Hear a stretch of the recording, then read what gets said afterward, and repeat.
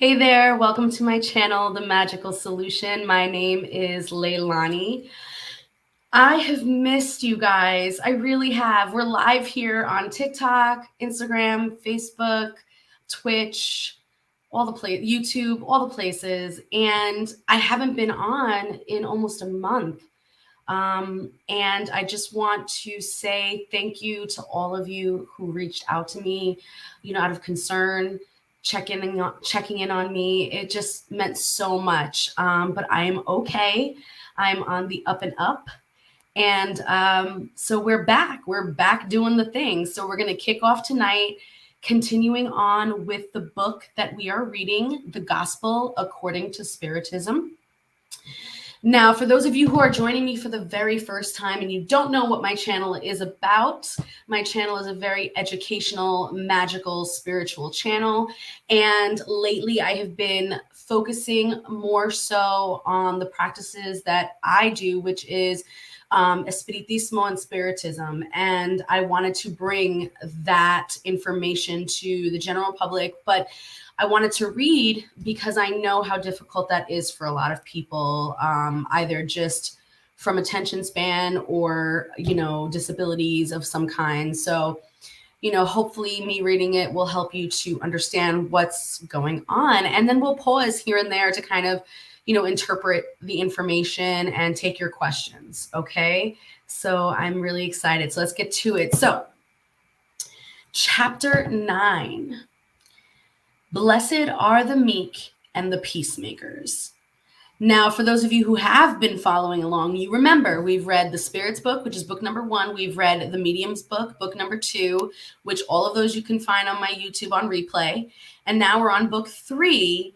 And the whole point of book 3 is to sort of pick apart the Christian doctrine through the lens of Spiritism, right? So he'll pose a question. Not a question, but he'll pose certain existential spiritual questions. He'll read where that is found in the Bible, and then he'll interpret it via Spiritism. And then the spirits themselves get a chance to talk and give their interpretation as well. So it's a nice meaty book. Now, this chapter includes insults and violence, instructions from the spirits, affability and mildness, patience, obedience and resignation, and anger. Okay, here we go. Insults and violence. Matthew 5 through 22. Blessed are the meek, for they shall inherit the earth. Blessed are the peacemakers, for they will be called children of God. You have heard that it is said by them of old time, you shall not kill, and whoever shall kill shall be in danger of the judgment. But I say to you that whosoever is angry with his brother without a cause shall be in danger of the judgment. And whoever shall say to his brother, Raka, shall be in danger of the council. And whoever shall say, you fool, shall be in danger of hellfire. Ooh. So by these maxims, Jesus makes meekness, moderation, docility, affability, and patience the law, consequently condemning violence, anger, and all sorts of discourteous expressions towards others. So for example, Raka, that was said in the verse, was a disdainful expression amongst Hebrews, meaning a worthless person, and was accompanied by pronounced spitting and turning the head to one side. At one point, Jesus goes so far as to threaten anyone who says to another, you are insane, with the hellfire. It becomes evident that here, as in all circumstances, the intention aggravates or lessens the offense. But why? Why isn't this working? Sorry.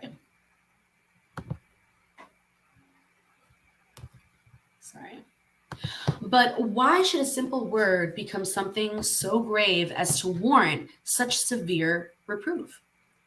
This is because every offense word expresses a sentiment that is contrary to the laws of love and charity that preside over all human relationships and between them maintains cordiality and union. By sustaining hate and animosity, we are undermining reciprocated benevolences and fraternity. And in short, it is because next to humility before God, charity to your neighbor is the first law of all Christians. So, what did Jesus mean by the words, "Blessed are the meek, for they will inherit the earth"?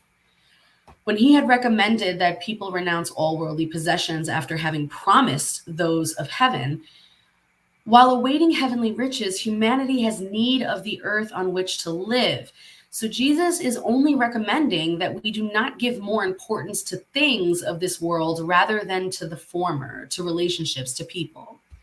Right? So by these words, he wishes to say that until worldly possessions have been monopolized by those who are violent to the necessities of life, while others have a superfluidity, Jesus promises justice will be done on earth as it is in heaven because the meek will be called God's children.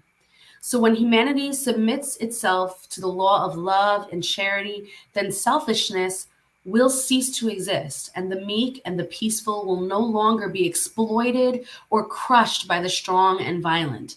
This will be the condition of the earth when this planet becomes a happy world, because it has rid itself of all evil, according to the law of progress and the promise made by Jesus. Now, affability and mildness, right?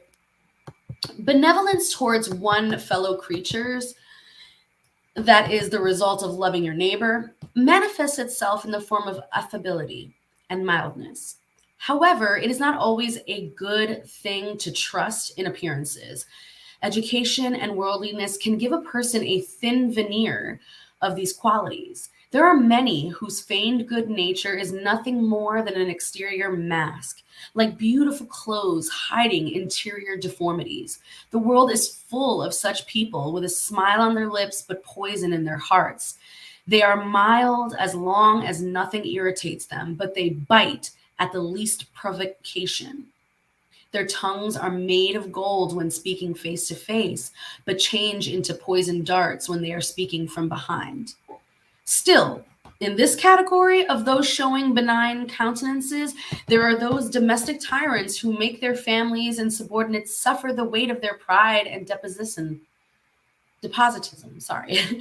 as if they are trying to get even for any constraints imposed upon them elsewhere, but not daring to use their authority on strangers who would call them to order, and they want at least to be feared by those who cannot resist them. They are proud to be able to say, "I give the orders here and I am obeyed," but they never think that they could also add, "I am detested."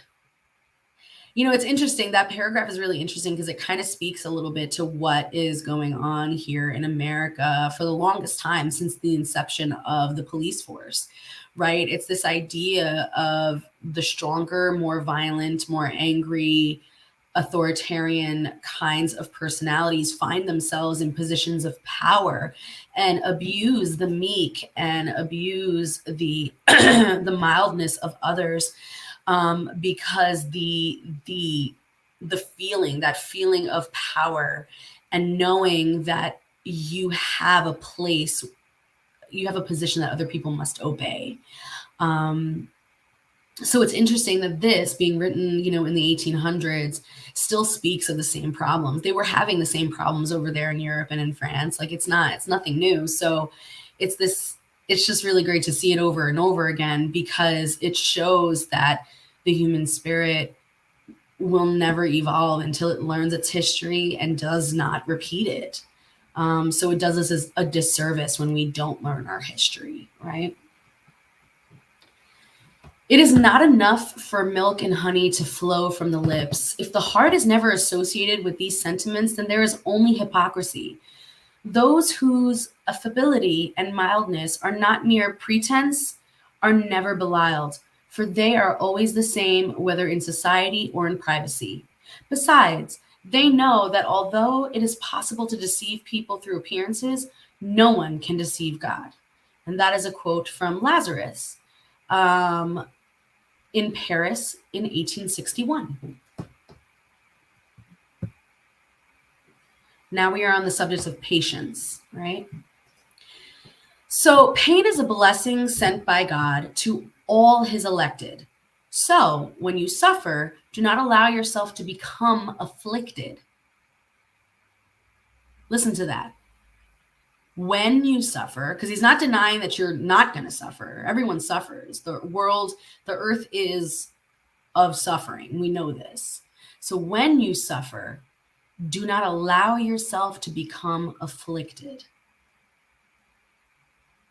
Okay, that is really important. We're looking at that is the Buddhist idea of detachment right there. To be in the presence of suffering, but not experiencing that suffering to the point where it moves the spirit in a negative way, right? Like you can acknowledge suffering is happening. You can be empathetic.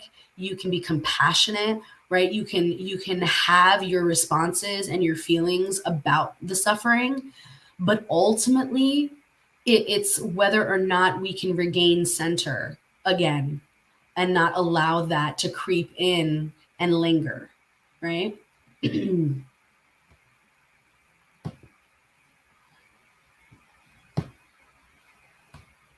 Rather, bless the omnipotent who, through the pain of this world, has chosen you to receive glory in heaven.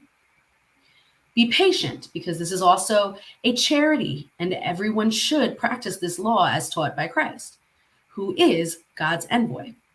Charity given to the poor in the form of alms is the easiest of all. However, there is another kind of charity that is much more laborious and so consequently offers higher merit. That is to forgive all those placed in your pathway by God to act as instruments for your suffering and to test your patience. So I am going to pause right here because I want to make it extremely clear. This mind frame of the more suffering that you go through, this mindset of the more service that you engage in, somehow the more merit that is. You know, it's like you're getting brownie points for suffering and for charity. Please, please, please do not allow this to become a slippery slope where, you begin engaging in activities that cause extreme suffering for you in the hopes that something better is coming. Please don't do that. I do not recommend that.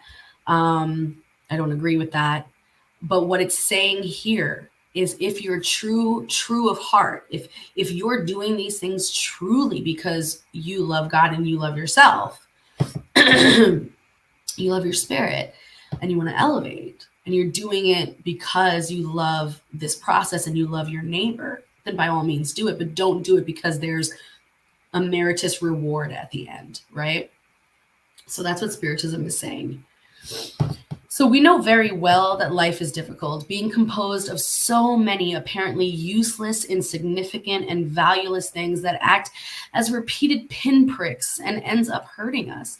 However, if on the one hand, we carefully observe the duties imposed upon us, and on the other, recognize the consolations and compensations received, then we must admit that the blessings are far more numerous than the pains.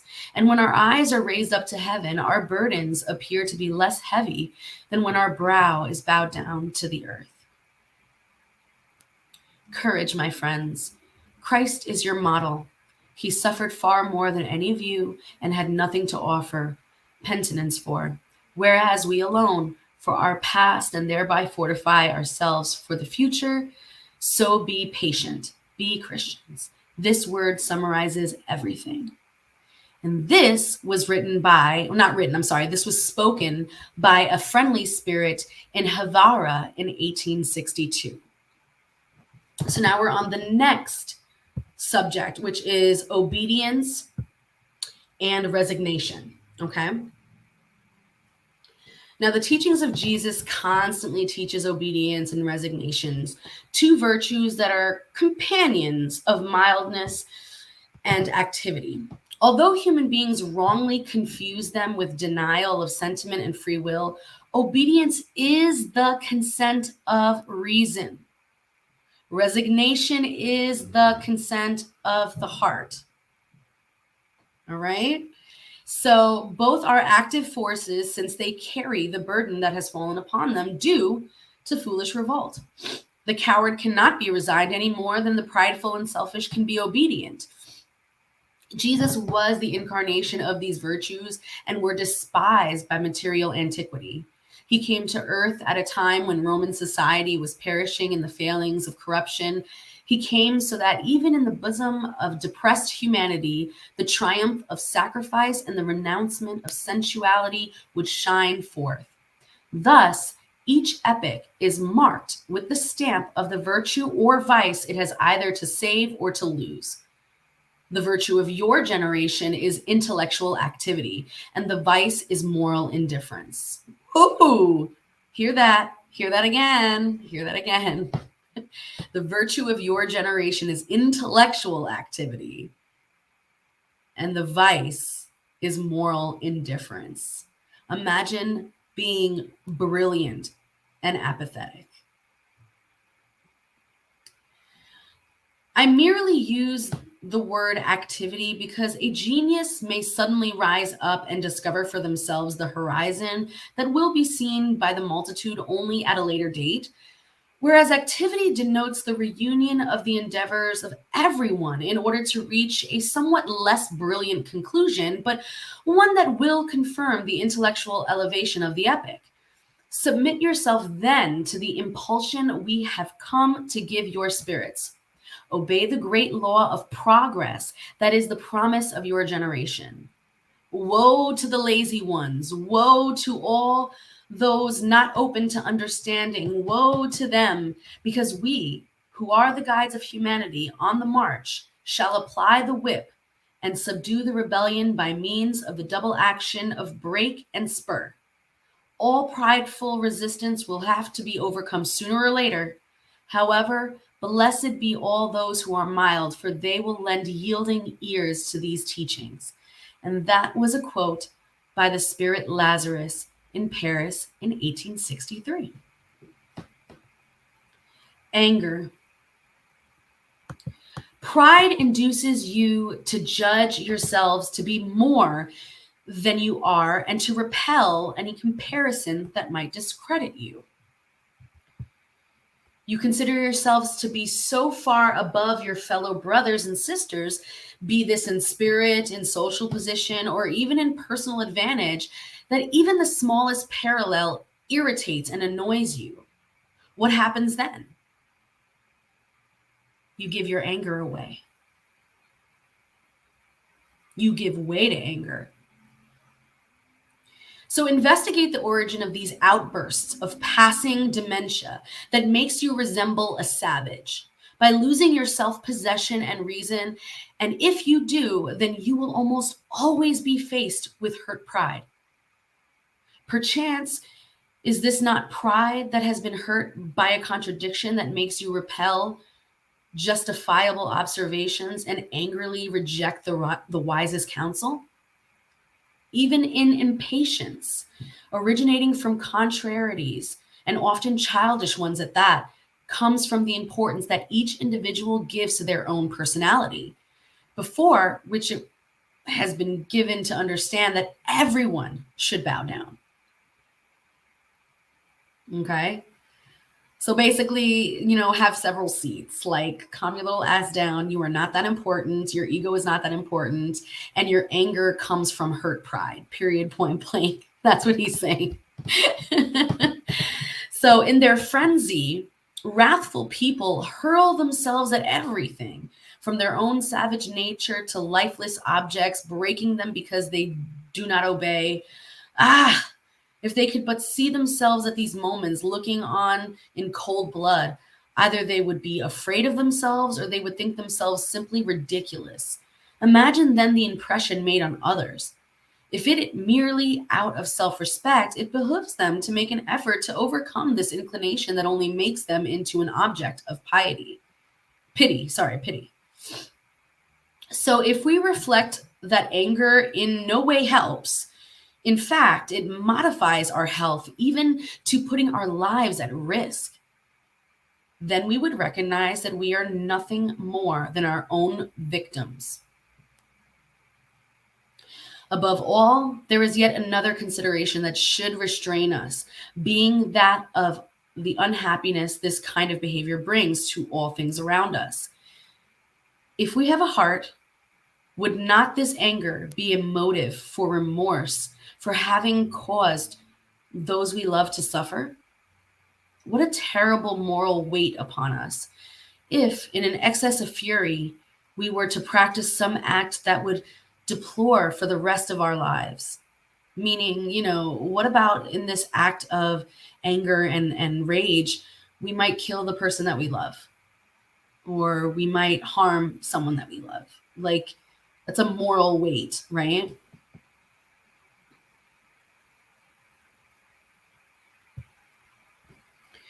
To summarize, anger does not exclude certain qualities of the heart, but it stops us from doing any good and may cause us to practice great evil.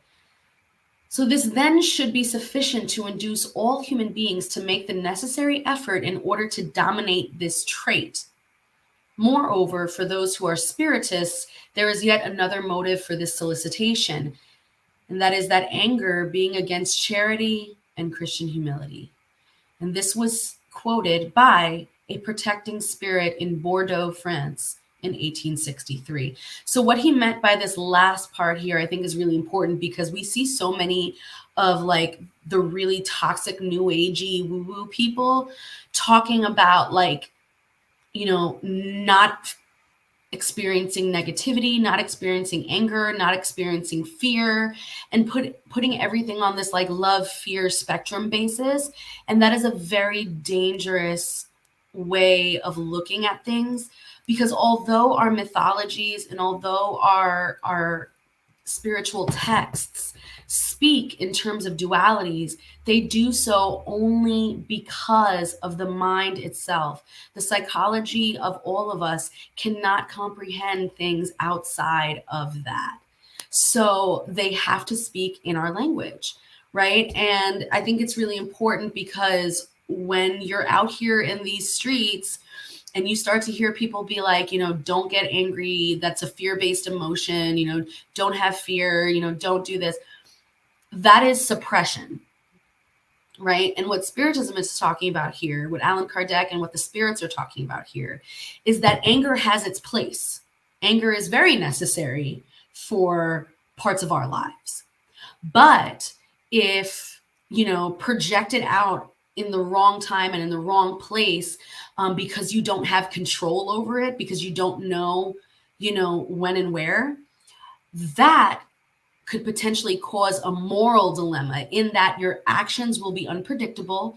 Your actions will come in a fleet of blindness, and your actions could potentially be evil for evil's sake, right? So that's what they're saying here. So because of the false idea that it is not possible for a person to reform their own nature, people judge themselves exempt from even trying to correct their defects.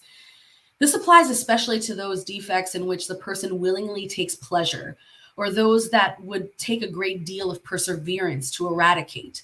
And this is why, for example, an individual who is prone to anger almost always finds excuses for his temperament. Instead of confessing themselves guilty, they accuse their organism, and in this manner accuse God for their faults. This is yet one more of the consequences of pride to be found in the midst of our imperfections. Undoubtedly, there are temperaments that lend themselves more readily than others to violent acts, just as there are muscles that are more flexible than others, so lending themselves better to acts of strength. However, do not believe it is here that the primary cause is to be found, but persuade yourself that a specific spirit, even when in an ill-tempered body, will always remain pacific.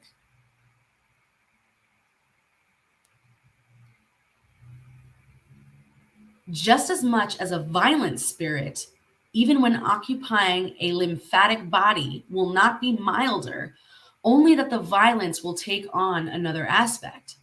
In this case, the anger would be more concentrated, just as in the first case, the anger would be more expansive.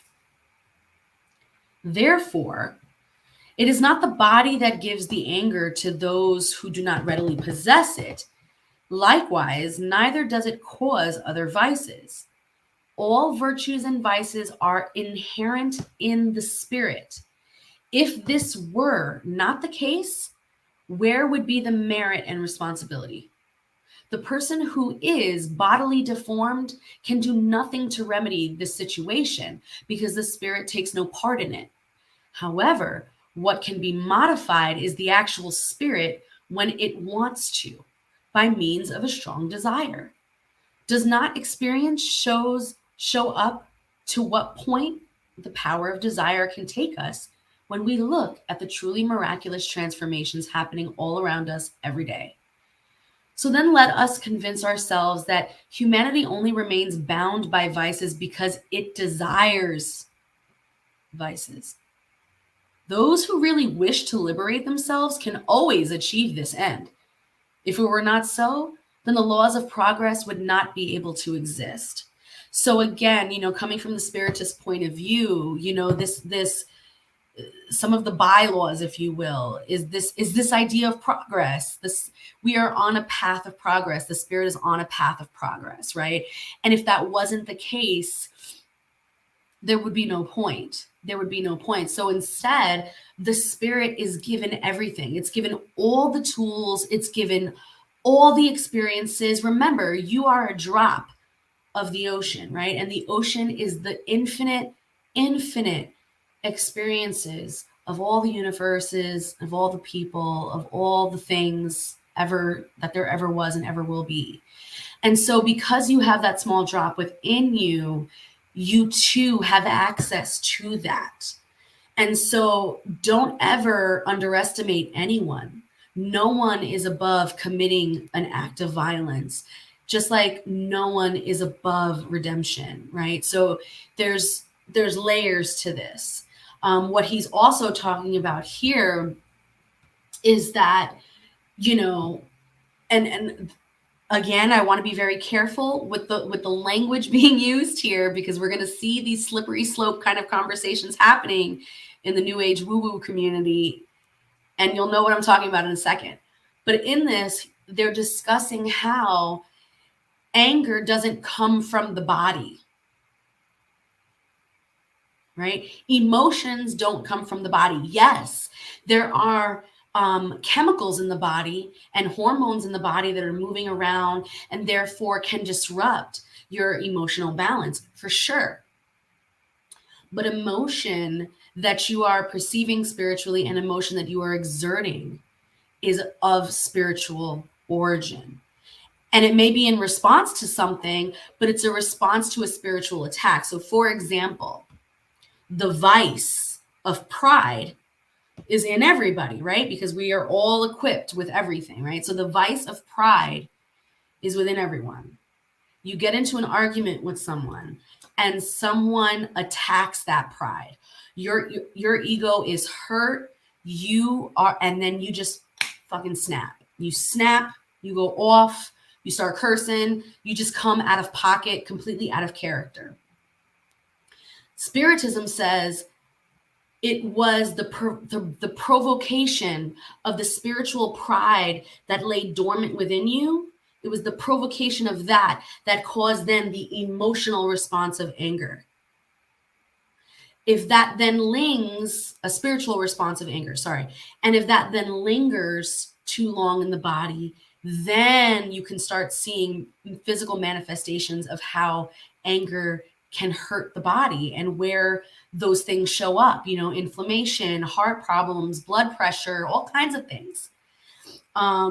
And so this is why spiritual healers are so important, because spiritual healers understand that the root of literally all causes other than, you know, full-blown deformities from birth, right, come from spirit. Now, here's where the slippery slope happens, right? So we start to see people having conversations online talking about, no, no, no, you don't have schizophrenia. It's just a spiritual awakening. No, no, no, you don't have bipolar disorder. It's just, you know, spiritual. It's a spiritual fight between your good and your bad self. No, no, no, you know, that is dangerous. That is so dangerous. So it's really important not to diagnose anyone or tell anyone what is and what isn't if you don't have license to do that. And we see a lot of people in the spiritual community doing that. And it stems from this kind of text, the spiritual movements that came out of the 1800s in Europe and in America. You know, were huge. Like the minute these movements came up and the Spiritism came up, it became an absolute domino effect. Things just started happening, things just started rolling. And then the next thing you know, there's this, there's that. Like it all stemmed from there. And now we're seeing the internet and we're seeing these extreme interpretations of these texts. But that's not really what they're saying. So I think it's really important to kind of make that distinction. By the way, this was quoted by the spirit Hahnemann in Paris in 1863, just to kind of keep everyone in the loop. So let's see what else we are in here. Oh, wow. We are on chapter 10 already. So, you know, with that said, we have a half hour. If you guys have any questions about what we just read, any questions about the Spirits book, any questions about the Mediums book, any questions about Spiritism and Espiritismo as a whole, I'm here. I'm open to it. And you guys have time.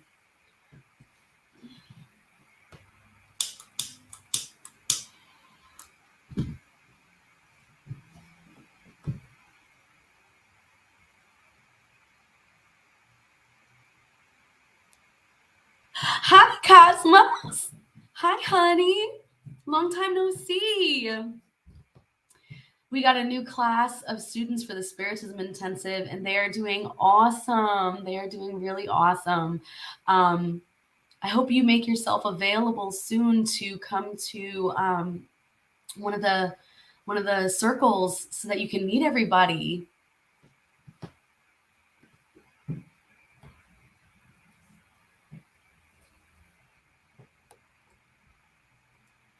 Okay. Yes. So Cosmos says here from TikTok, by the way, he talks about how there are other religions and practices that talk about how spirits inhabit us. And he's talking about this in terms of like the anger and the things that we were talking about from this chapter. And that's true. You know, there are some cultures like Spiritism sees these turbulences within the body. Spiritism does see that as spirits. They're usually called causas, but these are spirits that kind of they are kind of like egregores, if that makes sense. They're kind of like egregores in the sense that they are sort of created from the suffering and then perpetuates the suffering. So, you know, if you are going through a depressive state, even though you've never suffered from depression before, and you go and see a healer or an espiritista, they might tell you it's a spirit of depression. They don't literally mean that there is a spirit of depression, but that the spirit that embodies that lives within you, because again, we have access to it all, has been awakened. And so we as spiritists and espiritistas need to then go in and tell that motherfucker to shut up and go away. Or we elevate, you know, and we say, you know, this is not where you're supposed to be, right? So it depends on the culture, it depends on the tradition. There are some people who just see it as a spiritual ailment and they do like hands-on healing where they can kind of like x-ray the body with their psychic eye and be able to literally pick out the depression from the heart. They see it as this little black blob, just in that space.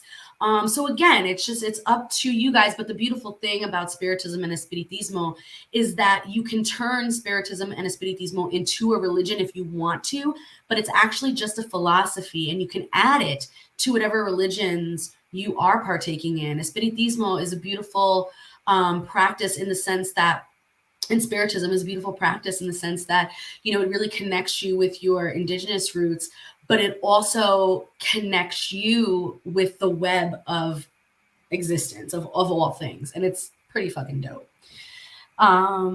What first drew you to Spiritism? So my story is a really long one. So but I'm going to just summarize it. I started a journey at 11, but I did not go to my first misa until I was 17. And that experience was, what's the right word? It was a little much. Like there was, lots of, drumming, music, possession, things like that. And the Spiritism that I grew up learning from texts and learning from family members was a lot more subdued and a lot more influenced by Catholicism. So, it took a while for me to, reach out to people because I have ADHD, and I'm self-diagnosed as autistic, definitely. But my point is that I have a very difficult time, connecting with people, because no matter how much I study, no matter how much I do, I always see myself as the student who's coming to someone, and that someone is, sacred. And so there's this level of like, that whole thing. And that really didn't start happening until like I was 17, and I started meeting more people and finding more community. And now I came to the point where I said, you know what? All these different spiritual development groups, all these different kinds of espiritismo are great, and I really enjoy it, and I have an amazing experience. But I think I want to just kind of do my own thing. I've always been a solitary person. I've always been someone who I play well with others, but I'm very, very sensitive to shifts in people. And the minute I pick up a shift, it's going to throw me off. You know what I'm saying? So I'd rather just be by myself. So that's where I came up with the Spiritism intensive courses, and I'm allowing the space for new people to come in to learn about Spiritism, Espiritismo, to learn about the various kinds of practices that are practiced all over the world. Because I don't just talk about Espiritismo in the Caribbean, and I don't just talk about Spiritism in France and in Europe. We talk about the folk traditions of spirit interaction and communication from all over the world. And, to me, that's important, because when you are on your spiritual journey, crafting your spiritual path, it's important to be well informed. You know what I mean? I prefer science. I prefer logic. I prefer, concrete evidence. So that's my long story. So to tell you, so Spiritism 11 to 17 was my curiosity phase. And obviously, I had gifts at that time, so I was developing that on my own. But from 17 to now, I'm 37, has been sort of my own journey within it. So it's been a while. It's been 20 something years.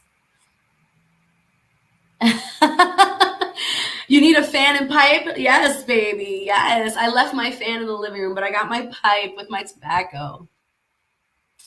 Let me see here. Oh my gosh, you guys really wrote a lot. Hold on.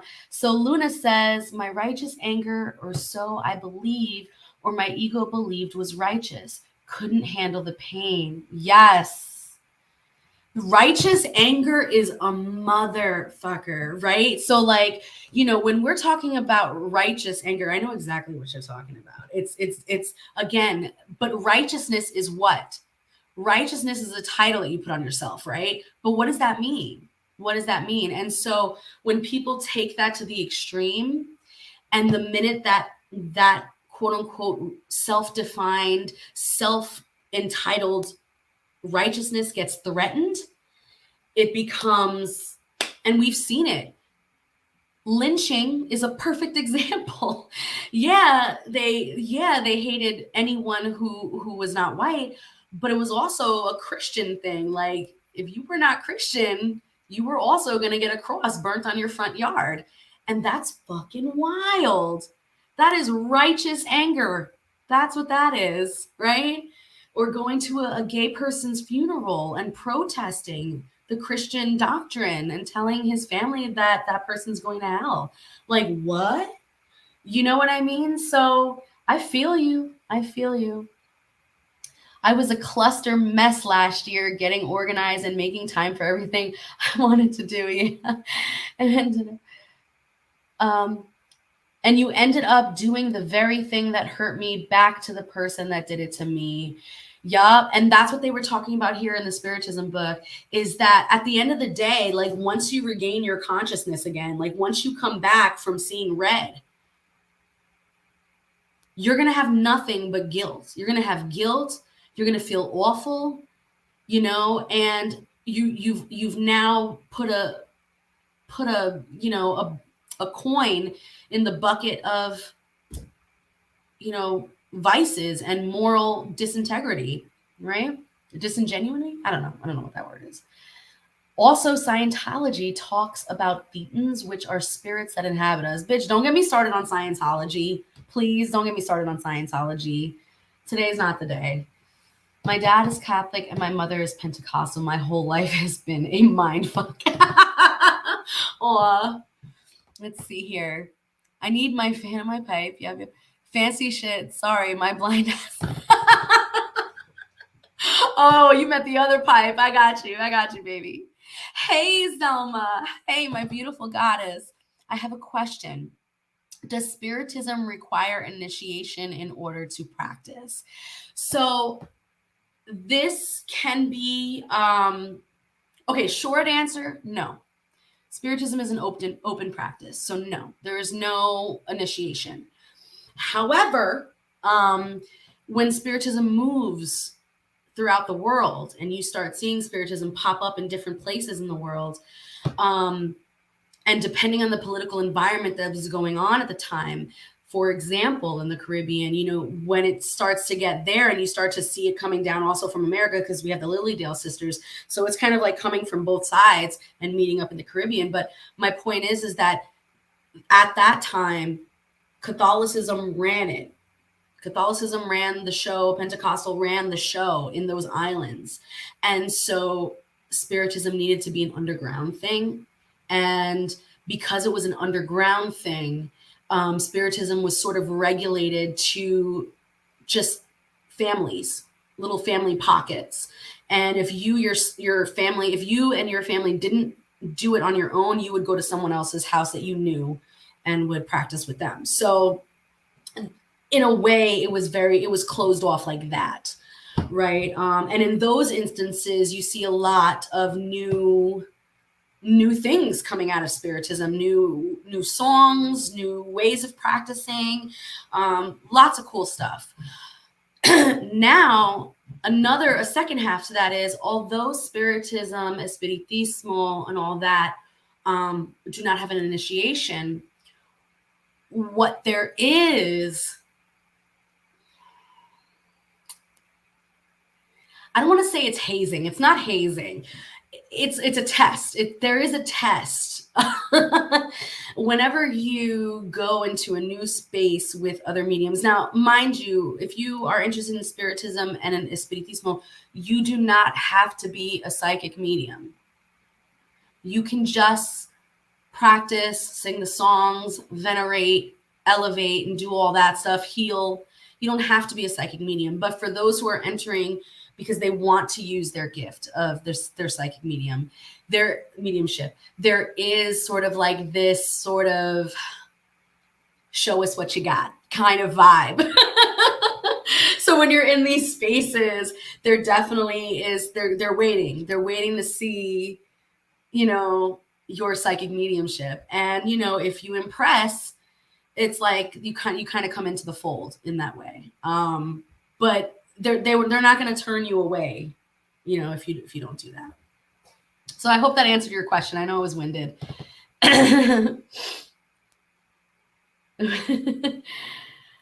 I'm starting my journey young. You started at 9 until I was about 24 and didn't really have solid ground.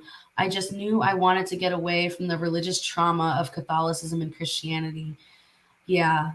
And it's tough, and then on top of all that, so we have a lot of newcomers coming in, right? A lot of people coming in who are interested in Spiritism and Spiritismo and want to learn more, who left the church due to trauma.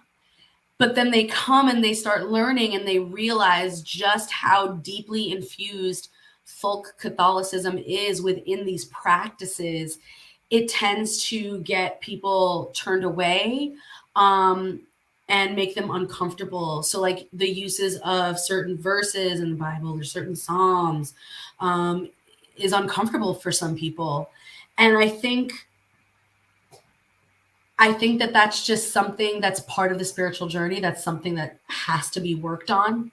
You know what I mean? I always tell people therapy, shadow work, you guys should always be doing that before jumping into new things like this. What are my placements? Oh my gosh. Okay.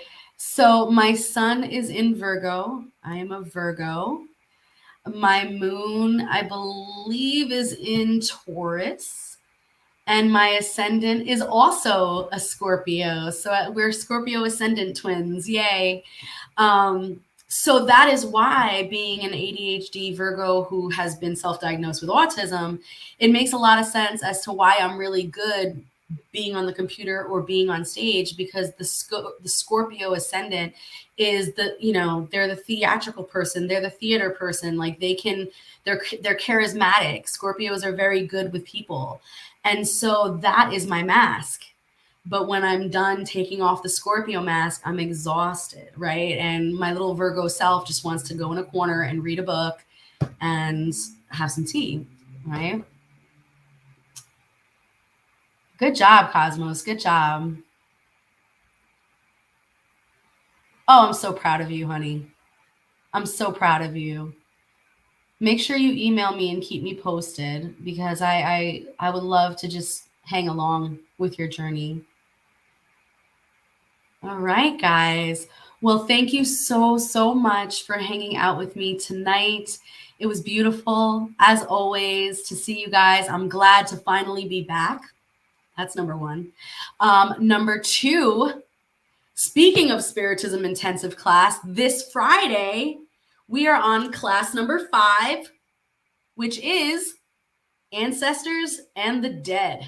So there's still time to sign up. We have this Friday and next Friday. So you have 2 options, 2 classes to choose from based on your schedule. Just go to www.themagicalsolution.com, sign up for the class. You will not regret it. And then on Sunday, we have Laura Davila. She is the author of Mexican Sorcery, Brujeria de Rancho. And I'm so excited to have her on because I had to cancel. I was going to be her first interview, and I had to cancel because my ass got sick. Bitch. Anyway, but we're going to do it this Sunday, hell or high water. We're going to do it. And I love you all so much. Make sure you like, comment, share, subscribe. And this is how we grow. Oh, shit. I should have done that ending before.